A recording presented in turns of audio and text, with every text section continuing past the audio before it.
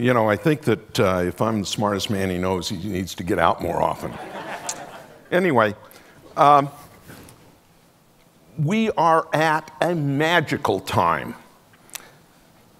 There are more forces to change education than ever before. And it's because there have been a lot of forces resisting change.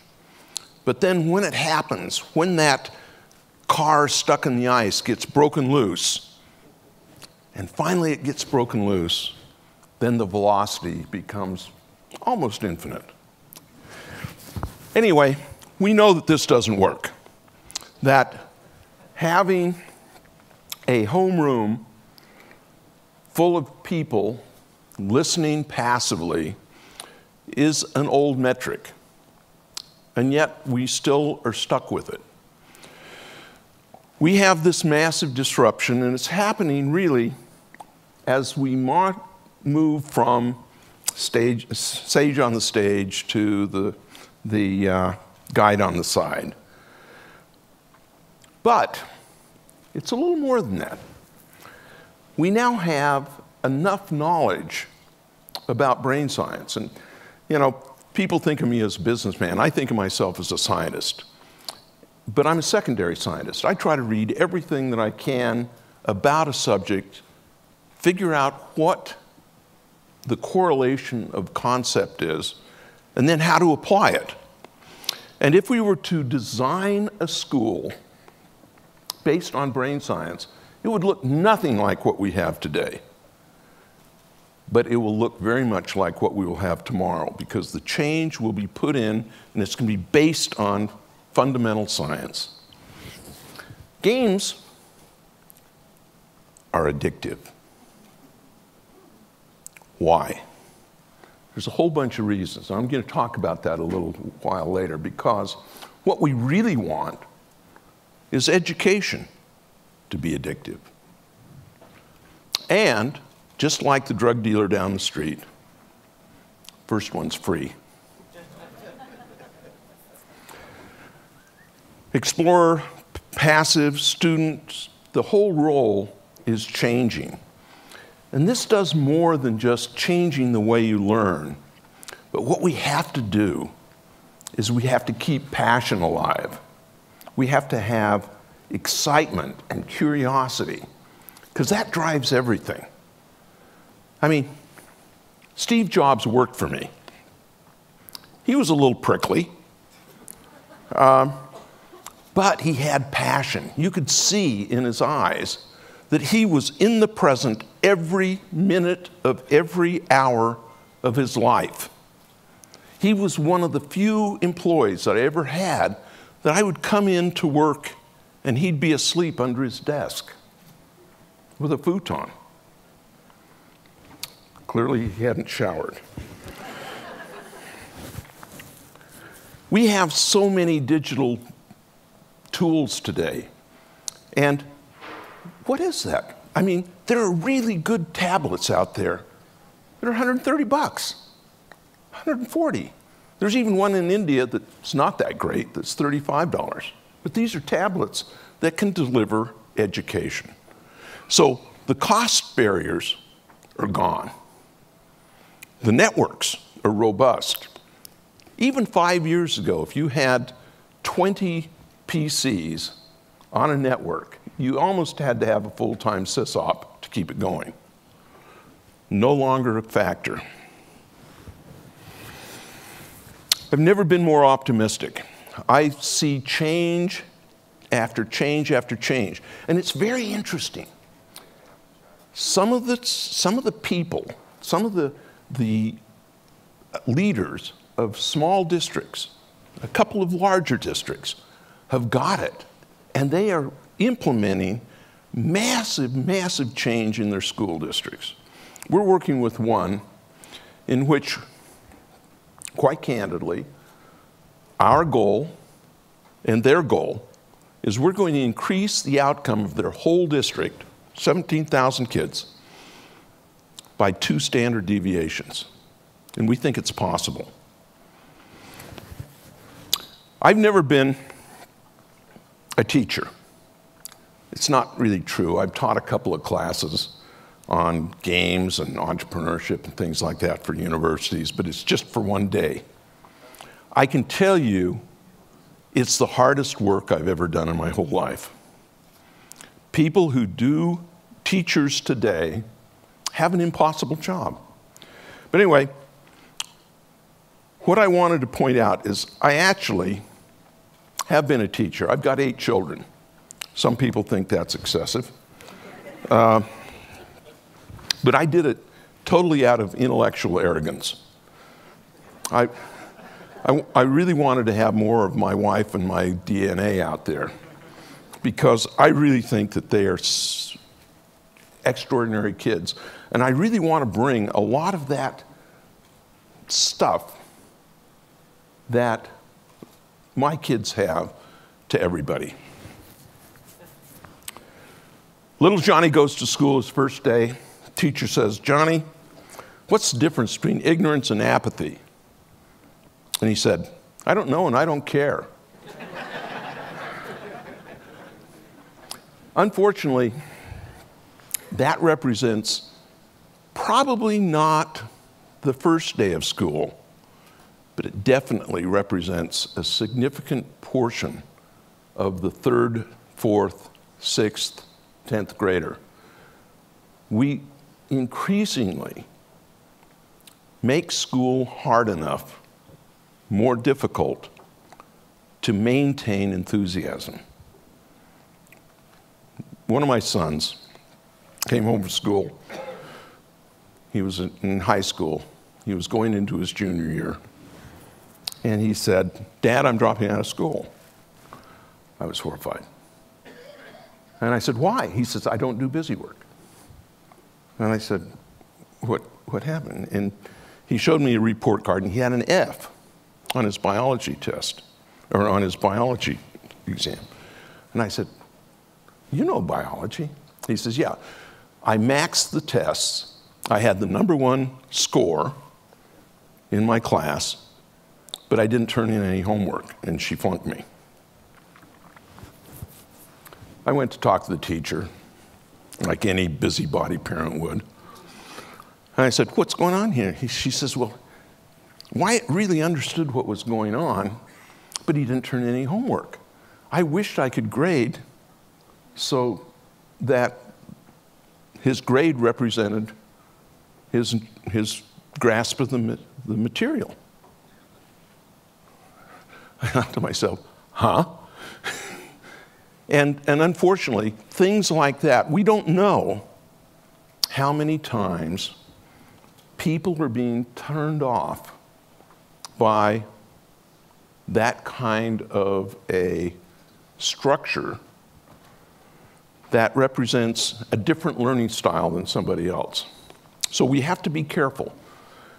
And software by itself isn't going to fix some of these things. It's a matter of brain change in which outcomes become the trump. Outcomes of kids actually understanding and be able to apply.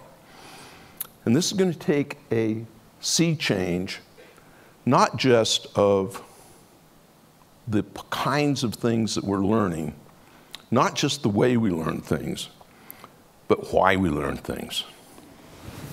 Enthusiasm, creativity, and optimism are clearly the things that separate the Steve Jobs from the Steve Jobs worker. If you really look at the personality of Steve Jobs, most of the businesses that are available today screen out Steve Jobs. He couldn't get a job at most of the places. He didn't have a college degree. He wasn't a particularly brilliant scientist, but he had a feeling for what was going to be next, and it was important. I've always liked this saying. A lot of times success is about failing. Failing often, failing quickly, picking yourself up, maintaining enthusiasm. Maintaining enthusiasm for life and learning is really key. How do we teach that? One of the ways is to make an awful lot of the drudgery easy and rewarding.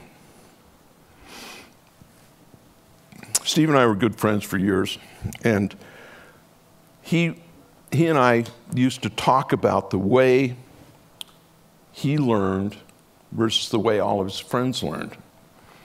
And I would be willing to say that Steve probably understood more philosophy, history, geography, design than anybody I knew. Why? Because he was a lifelong learner, and that's what we have to do. Our alpha tests on BrainRush, we're having outcomes 10 times faster than a classroom.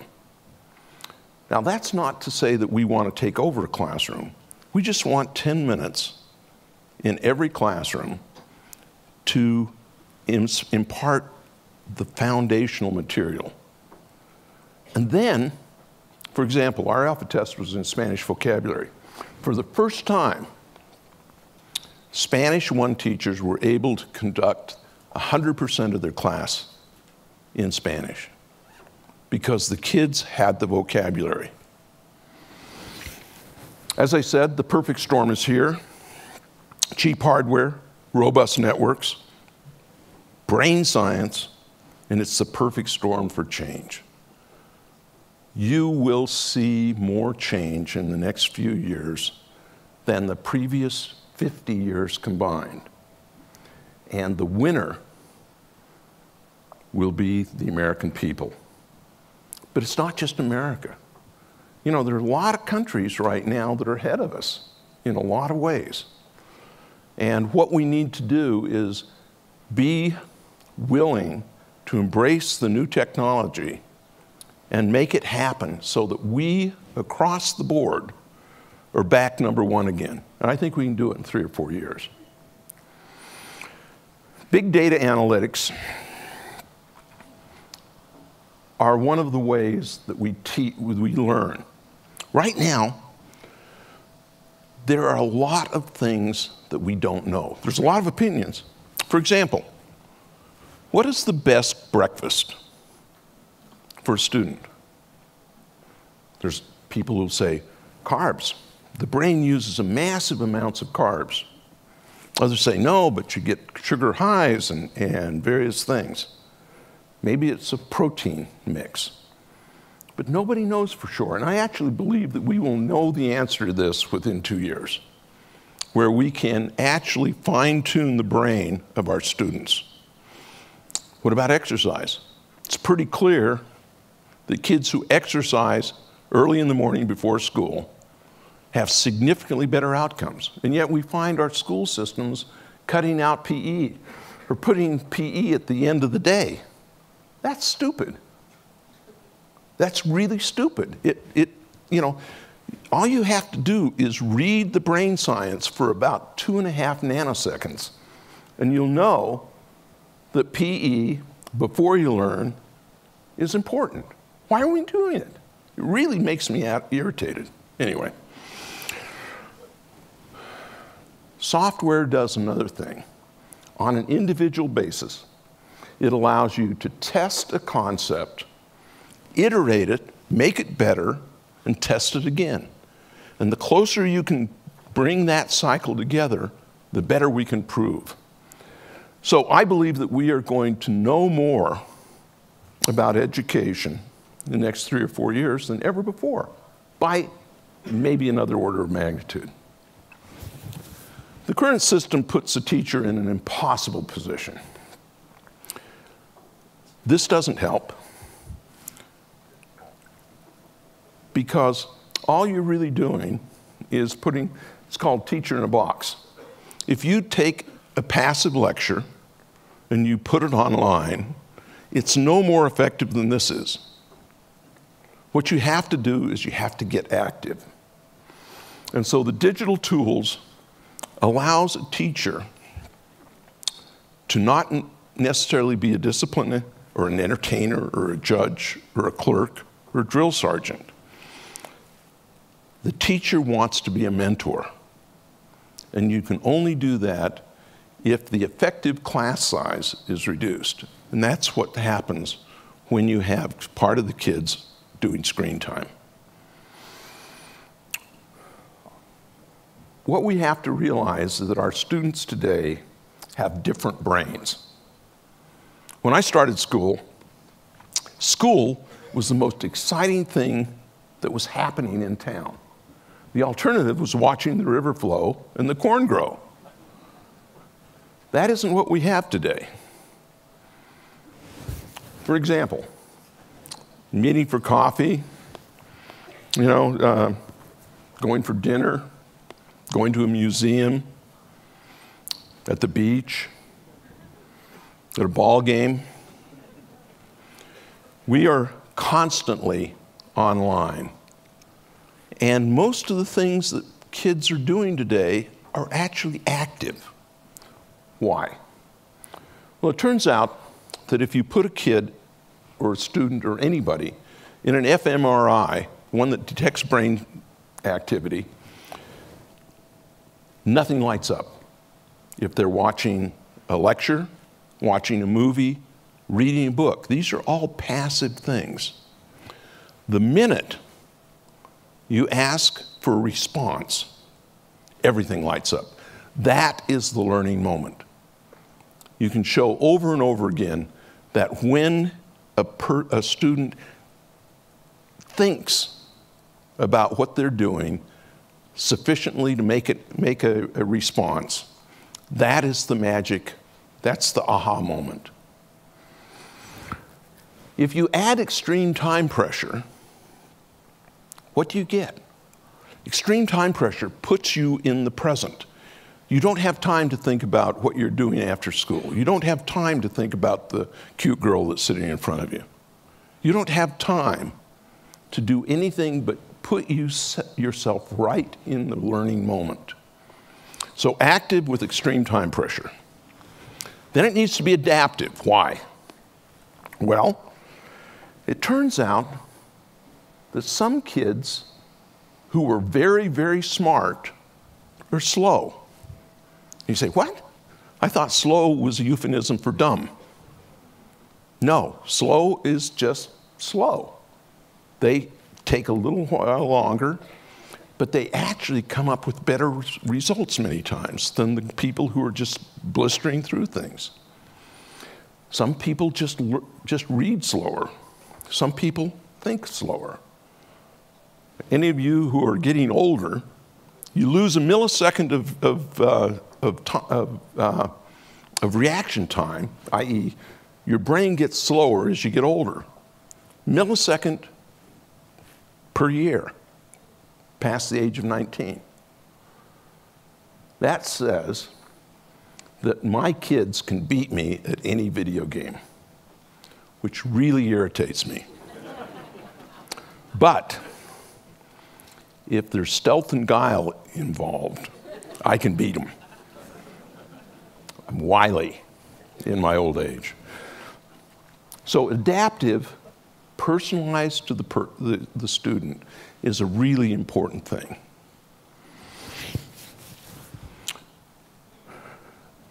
Unfortunately, many kids today have been judged stupid because they're just a little bit slower. Do we really care whether it takes an extra 20 milliseconds to learn something? Should we really relegate those students who take an extra 20 milliseconds to the bottom heap? When I was in the first grade, I was in the blue reading group. That was where the dummies were. Well, it turned out that my dad, me, my sons, were all very dyslexic and had a very hard time reading. My mom really drilled and practiced me, so by second grade I was back okay. But if I hadn't had that mom, I would have gone through life thinking that I was a blue reading group kind of guy. And I think it would really change me. So we've got to really focus on outcomes and appropriate tests for outcomes. And it's not speed. The next principle, mastery-based. No ABCD, mastery-based. And for some reason, it seems to flip a bit in the student's mind. That they say, oh, I can't get through this lesson until I absolutely know everything. Well, I guess I better learn it. And so all of a sudden, mastery-based as a metric is hugely successful. Think about the student who gets a C in math and yet moves on. There's a good chance that they don't understand fractions well enough that all of a sudden the wheels come off in algebra. Mastery base is key. Remember, a lot of knowledge is like a brick wall, that you're putting brick on top of brick on top of brick. If there's a brick missing, it can't hold up the brick above it. And so everybody has to be mastery based. And it doesn't matter what time it is, how fast. Mastery-based education 3.0 looks like that. The other big issue is we're training out creativity, which is the worst truncation. I mean, this is a test that's been done over and over and over again. And how many people have been said, oh, grow up? What does that mean? Does that mean quit being creative like a kindergartner? Are we training out by focusing on various things?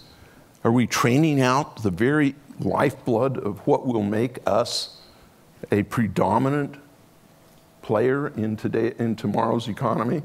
I think so.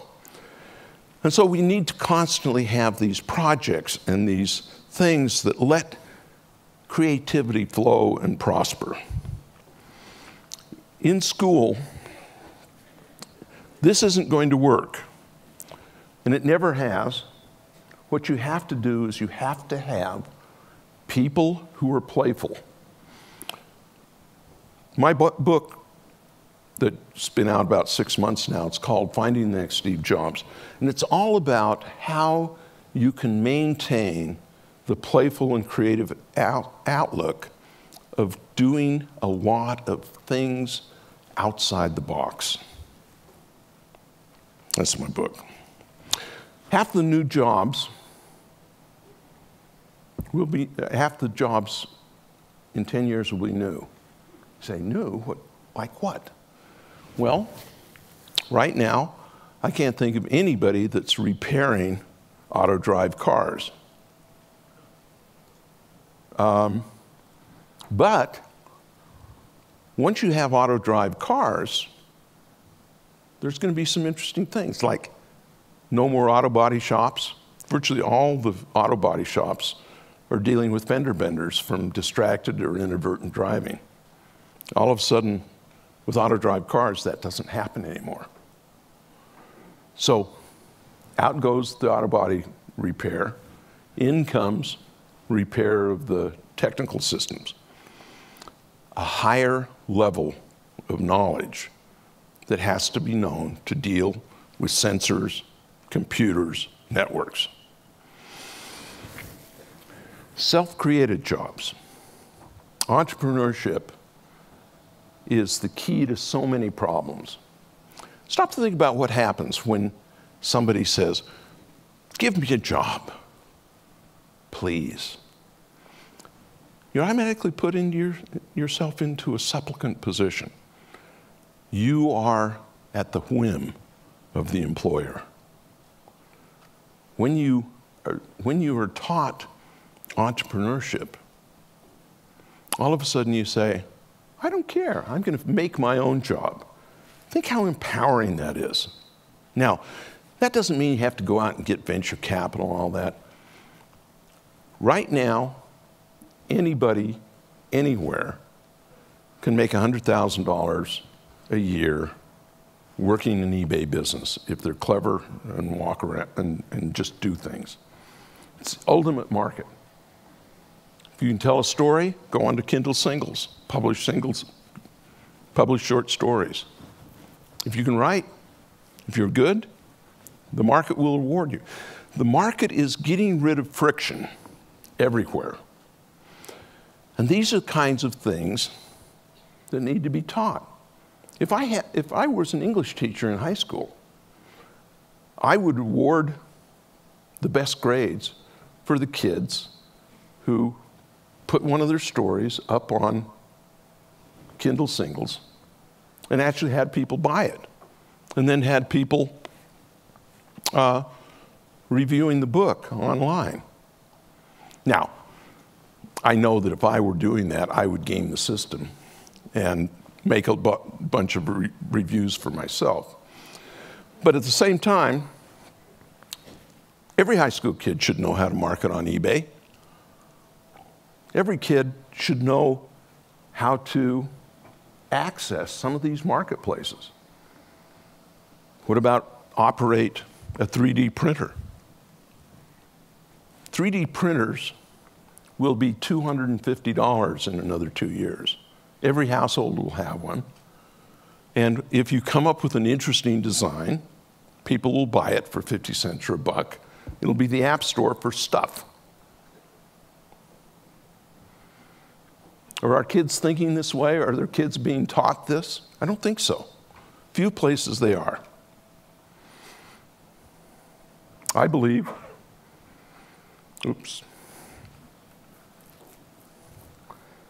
I believe I'm about out of time. No. I believe that we have so many things that we can do, so many ways we can make the world a better place. Brain Rush, my company, is about creating an infrastructure. Think of it as social media for education. We currently have 2,000 lessons, growing at over 200 lessons a week. It's growing exponentially right now. We should have 50,000 lessons by the end of the year, covering everything, every subject, K-12, supplemental, increasingly important. We have four templates. And understand that we're focusing on foundational right now. We have an adaptive flashcard program based on brain science. We have a thing called buckets. And buckets is a sorting game. Sounds really stupid, but it turns out that attributes are a really important thing for kids to understand. And so if you're just sorting nouns, verbs, adjectives, adverbs, if you're just sorting parts of sentences, phylum in biology, all of these things are really, really important. And so we have flashcards, sorting, attributes. We have a unit that's called hotspots, where think of it as a interactive, powerful, illustrated dictionary, where you can learn muscles, or the countries in Europe, or the countries in Africa. I never knew all the countries in Africa until I used a Brain Rush. 10 minutes, boom, got them. And let me talk a little bit about your brain and your map. Suppose that we take everything that you know and put it into a database. And then we start to characterize your brain about the decay rate of every piece of data that you have. And it turns out that with spaced repetition, which we have, and which is always used, that if you space repetition, if you review it just before you forget it, then the next review can be done longer away. So that all of a sudden, we believe that we can make you remember, or give you the opportunity to remember, 100% of everything you learned in high school and college for the rest of your life with less than 15 minutes a week in review. Now think about it. Nobody's ever really been able to do that. And so maybe your brain will just fill up and won't take any more. I don't think so. But that's the only thing that will stop us. And also, remember this decay rate. And the other thing about big data. Big data will allow us to develop what we call schema. And it turns out that you will learn faster if I attach new data to a schema in which you have an affinity for. So for example, if you are a baseball maven, I can teach you statistics using the language of baseball faster than I can teach you anything else. And many people have schema that they don't know that they have. And through big data, we'll start to see some affinities. Then we'll start to loop it back and attach new data to that language, that vocabulary, that syntax, and increase our outcomes maybe by another order of magnitude. So if all of a sudden, let's think about what's happening. We have proof that we can teach 10 times faster. If we add a little bit more schema, we should be able to teach all the Common Core subjects within 2.5 years instead of 4. But does that mean that all kids are graduating from high school at 16? I don't think so. What we really want to do is use that extra time to put into projects, to allow creativity, to learn entrepreneurship, to learn marketing, to learn out-of-the-box thinking. And if we can do that, I think we can go from a world of 15% unemployment, because if you really look at some of the things that we're doing right now, we are sweeping a massive amount of our humanity under the rug. The only way we can get to 6 and 7% unemployment is discounting a whole bunch of people that would actually love to have a job, but can't get it because they don't have the skills. That's an indictment of our school system, and we need to fix it, and we need to fix it now. So with that, I'm going to open it up to questions. Thank you for listening to me rant.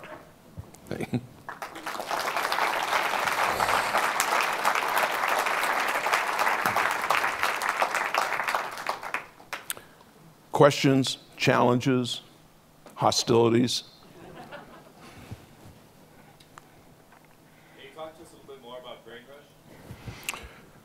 Question is, talk a little more about brain rush. Brain rush is based on a series of templates. We have about 12 templates defined that walk us up Bloom's taxonomy. And we have 4 completed right now. And the idea is it's kind of Wikipedia meets Zynga, i.e. it's free, and it's primarily curated by the crowd.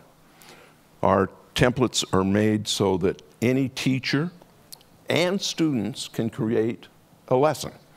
Lessons are generally between 8 and 15 minutes long. And they're play to mastery, so that nobody gets through the lesson without it. We have teacher tools so that the teacher knows exactly how many students completed the lesson, how many didn't, and can assign lessons individually.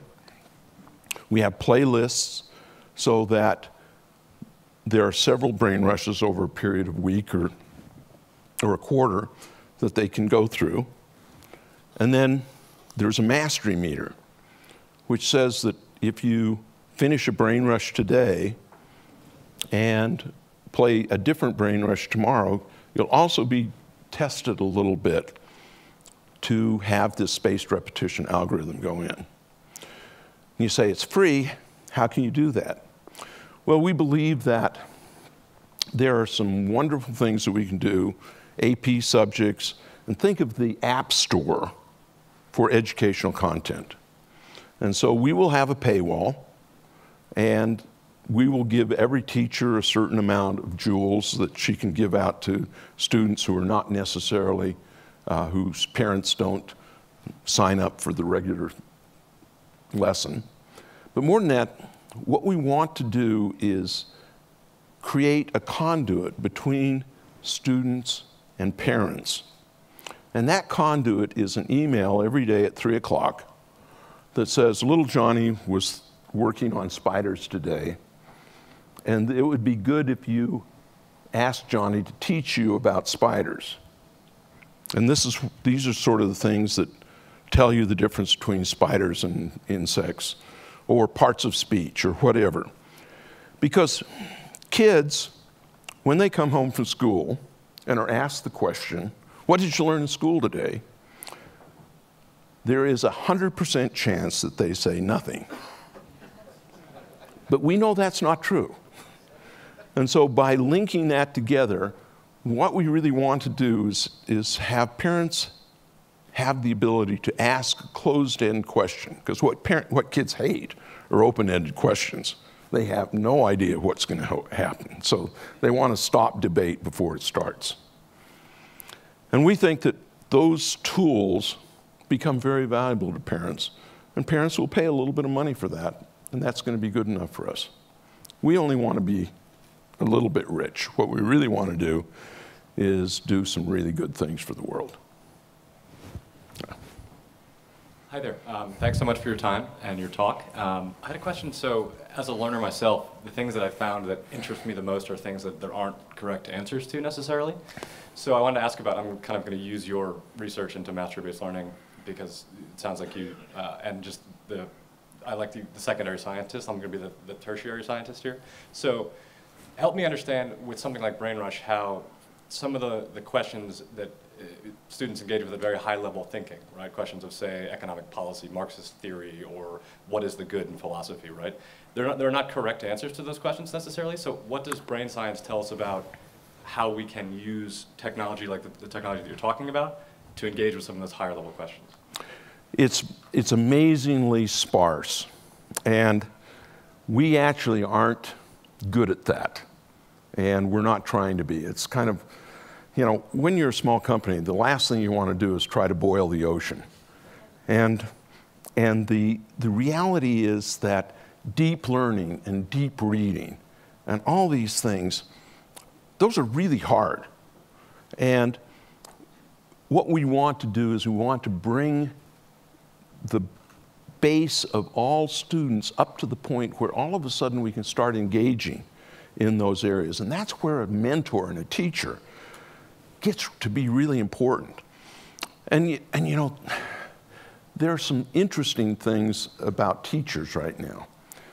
It turns out that some of the best mentors are not the best teachers because they're not good entertainers. They're not good disciplinarians. And so their real skill is sort of submerged under all this hoo-ha. And so what we want to be able to do is really extract that talent from these wonderful, capable teachers so that they can flourish in an environment that is less hostile. And I think that's the only way we can get into deep understanding and some of the things that are really important and yet difficult, really hard. I mean, you can go to a cocktail party and get into some of these conversations and you just want to shoot yourself. That never goes well, yeah. Okay. Hey, thanks for your time. 2 comments. First, I can't help but think that most of what you're talking about is more than 5 or 10 years out, because I would say in most of the schools that I work in Philadelphia, I still see a lot of computer workstations that sit dormant in the back of the classroom. And I think the other thing is I would have probably failed your son too if he didn't do his homework. Shame on you. Well, to put it in context, my son didn't drop out of school, but we had to put him in a private school. That was really hard. And now he has his own company, and I think this year he'll do about $1.5 million, and he's 20 years old, so I'm really happy with him. Anyway, yeah, I brag. No, that's okay. The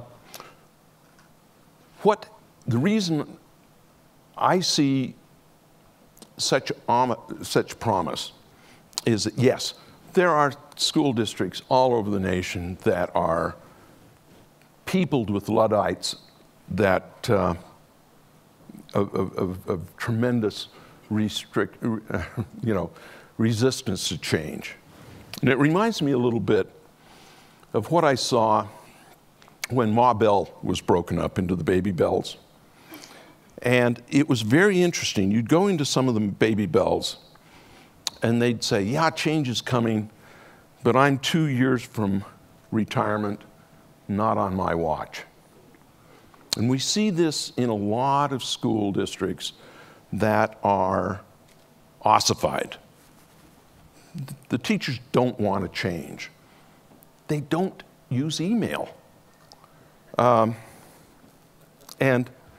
so, can you remediate that?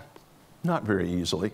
But what happens is that when all of a sudden, if the Philadelphia schools don't change, all of a sudden there will be schools that have changed, that have 2 standard deviations, improvements of outcomes, and they will be embarrassed. Their school board will be embarrassed. Their school board will be voted out of office, and the bright light of innovation will shine on all the rats, and they'll scurry into the underworld.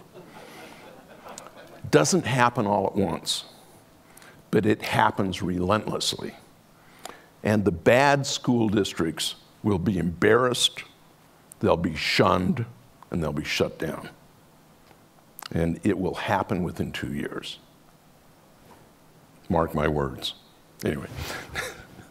Okay. Hi, I'm a teacher, and I teach in a school in a district that feels like the situation you described about removing PE when logic says you should have it. And I have very limited time, but I want to implement some of these things. So I'm wondering what your #1 piece of advice is for making a change at a classroom level. What do you teach? 9th grade English and AP Government, 12th graders. Oh, those are great subjects.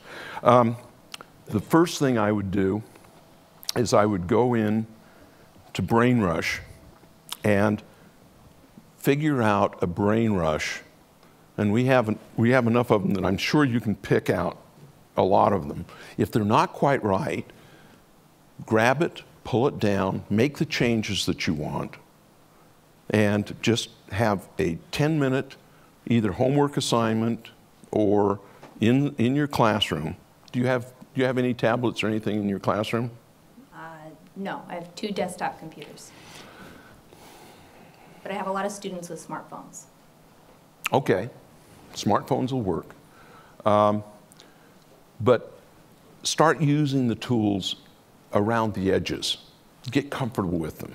Because what will happen is that this change will happen pretty quickly. We just found a school district that bought a $130 laptop or tablet, got a deal with AT&T for a SIM card for 3G for $1 a student a month. And so all of a sudden the economic hurdles are gone. And they're doing some wonderful things, and I think that your school district may have some movement that you're not aware of. And I certainly hope so. But while you're doing it, if they've got smartphones, if they have home computers, just get them to do it. Thank you. In fact, I want to give everybody a homework assignment. I mean, we're in the school thing. That's okay. I'm the sage on the stage. You all know something that is really cool. Would you take a half an hour and build a brain rush and publish it for the good of mankind and my company? Anyway. Hi, what's your take on the Common Core and standards in education, and how do you see BrainRush fitting into that or not? I think the Common Core is, in general, a good idea, because I think that there is a certain amount of that kind of a baseline that everybody should know to a certain extent. There are some pieces of the Common Core that I don't like, but what we want to have happen is we think we'll have lessons for every element of the Common Core as a baseline, and it'll make it easier to find some of that. I really believe that we should have much more science fiction in our curriculum. I think that if you look at reading lists in high school, it's all about learning how to survive in 17th century England, which I've always felt was kind of, not necessary anymore. Whereas learning how to survive in 2050 is a lot more appropriate. And I think all of the future thinkers that I know of are big consumers of science fiction. And so I really encourage more of that to happen as ever. And I've got a science fiction book coming out in a little while. So I've always got an agenda, Thank you. Hi. Well, I wanted to ask, since you're one of the founders of digital gaming, what impact do you see gamification having on education? And do you think it has a place? Because it can skew completely wrong, but it also has an inherent pull to it. And what are your core thoughts on that? Gamification is really code for good brain science. Because for pursuit of the almighty dollar, we learned how to make games very, very addictive. And we used brain science. I didn't know that we were doing that. But there's this thing called flow. And there's a TED Talk on flow by a guy named Kai Csikszentmihalyi, and people always say I say that wrong, but it's one of those things that he's from Croatia or somewhere up there. And it's a country that has no vowels because the Italians stole them many, many years ago. And so anyway, he started out his work studying happiness. And it turns out the state of flow is the ultimate happiness. And that's what we achieve in video games. And the characteristics are really simple. People love to solve hard problems, but they don't like to solve untractable problems. So if you can just make it really hard, but still allow you to save the princess, you can get in the zone. And when you get in the zone, all of a sudden the learning flap is wide open. You lose track of time. You're ultimately happy. And we got you. We got you. You're our meat. And I think that we can do the same thing with education. I think we can get kids into the state of flow and have them. Own them. And give them a chance to not just succeed, but succeed at their own pace, to where they're not necessarily shuffled off into some realm of stupidity or lack of capability. I mean, some of the emails we get from teachers who said, I had 2 or 3 kids who were struggling, who said, you mean all I have to do is keep working on this until I get it, and I'll get an A? The teacher says, yeah.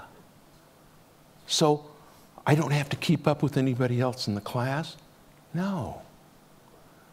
And all of a sudden, we've had probably 50 emails that sort of told the same story of how all of a sudden kids who were struggling are re-energized and engaged in a very powerful way. Man, that just brings a tear to my eye. And so gamification works. It's brain science, and sometimes, you know, the Calvinists would say, if it's fun, it's not worthwhile. I'm here to tell you, Calvin was wrong. Thank you. Thank you very much. That was great. Hello, awesome presentation. Really loved it. Just a quick question and a comment as well. I teach 9 through 12, and in my school, and I'm sure most schools here, most students, probably over 95% have a smartphone. And the one question that I had in mind is BrainRush as accessible as an app that they can, you know, carry around them with them all day. Most of the time, you're trying to battle against, you know, they're texting while you're talking, and you know they're doing all these social networks and stuff like that. Is BrainRush something that could fall under, like, maybe being a social network that you can communicate with the students, or is something that could carry on with them throughout the day? Yes, we are actually looking to be a social network for education, in which the curriculum and the teachers and the students are sort of mashed together in a very interesting way, creating curriculum for each other. I mean, some of our best curriculum has actually been done by students.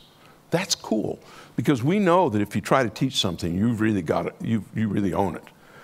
So our stuff is written in HTML5. We don't have a iPhone app per se. We may do it to, you know, adapt some of those things, and we'll have that before the fall. But a lot of times, if the kids have a cell phone, they usually have a desktop as well, or a tablet somewhere. And it's just a little bit easier to use in some of those things. Of course, you know, the text is way too small for me, but kids can laser in on that. We just really know that this stuff works and are just doing everything we can to get it out there. The number of lessons that are being created for us right now, it literally is doubling every 2 weeks. And I figure that if it keeps doubling, we'll have more lessons than there are grains of sand on the beaches. I think that'll be enough. But the double on the double on the double. Anyway, but, you know, think of the world's knowledge, all the different subjects on the x-axis. Then think the difficulty of that knowledge on the y-axis. And then think about the z-axis. What is that? That is language and culture.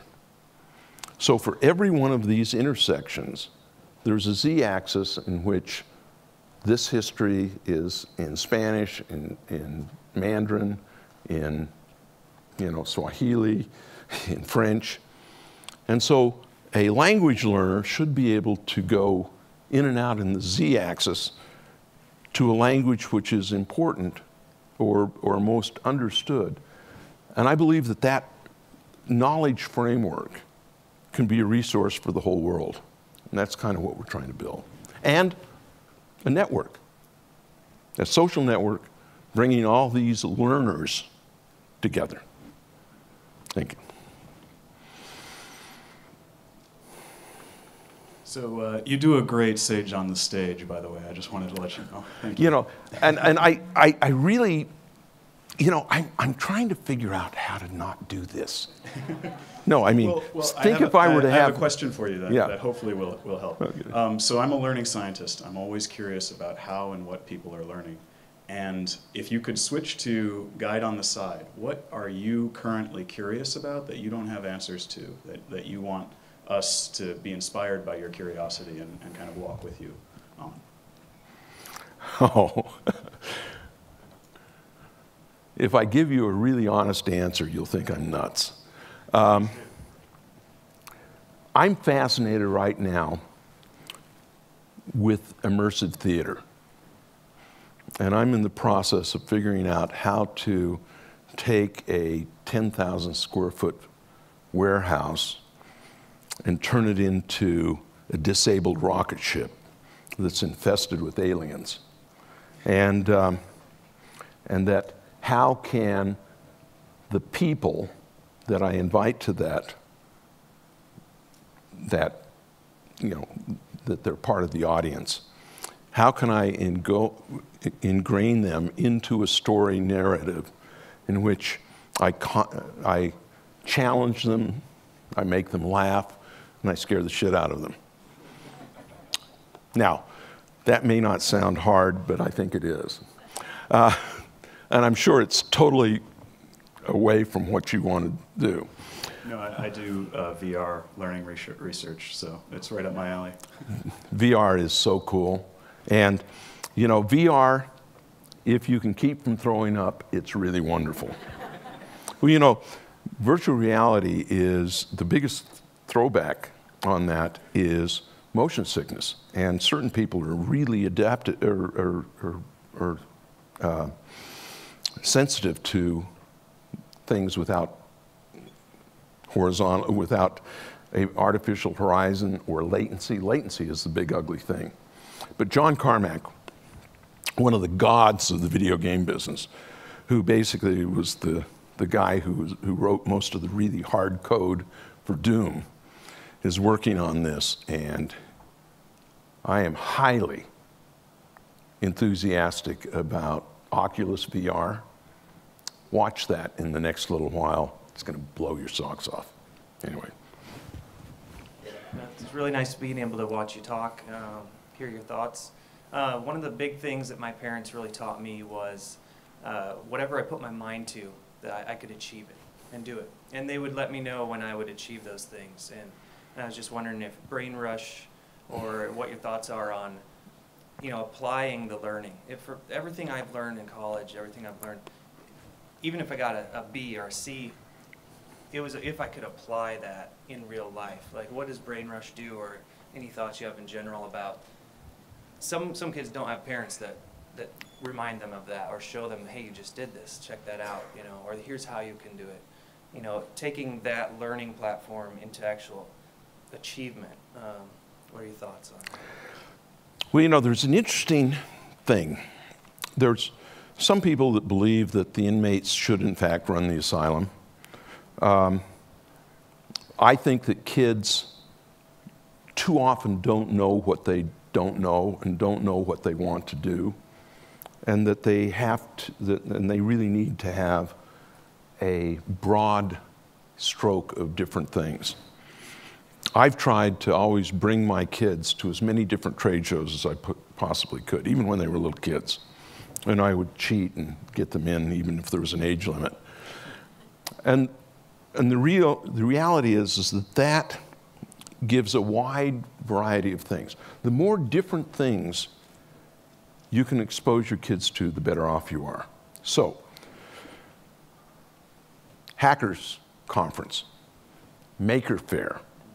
Maker Faire, I think, is the most important thing that's going on in the United States today when it comes to K-12 kids. Get them out, see the passion, all the way from people making clothing to dyeing yarn to building Arduino projects to doing games to creating robots to doing weird lighting effects. It's magical. And there are maker fairs jumping up all over. Any of you who are parents, grandparents, buy a subscription to Make Magazine, and then stuff. I think that most houses don't have enough stuff. And when I say stuff, you gotta be able to have kids work on projects. The first fight that my wife and I had was when my oldest boy was 4. And I taught him how to use a hot glue gun. And she was sure he was going to burn himself. And I was sure he was going to burn himself. But the difference was he'd learned to not burn himself. And there's nothing better than sticking two things together using a hot glue gun. And I believe that if you have a lot of stuff in a hot glue gun, it's a step on life's way to having a lot of stuff in a soldering iron. And now you start putting wire and electricity around. Yes, and sometimes you can get shocked. But I think that you always want to create this environment where you can mess with the world. And sometimes the world messes back with you. And that's a good thing. Now, when it came to things that would cut their fingers off, I tended to supervise that pretty closely. But most of the rest of the time, I wouldn't. They could drill a hole in their hand, and that was okay.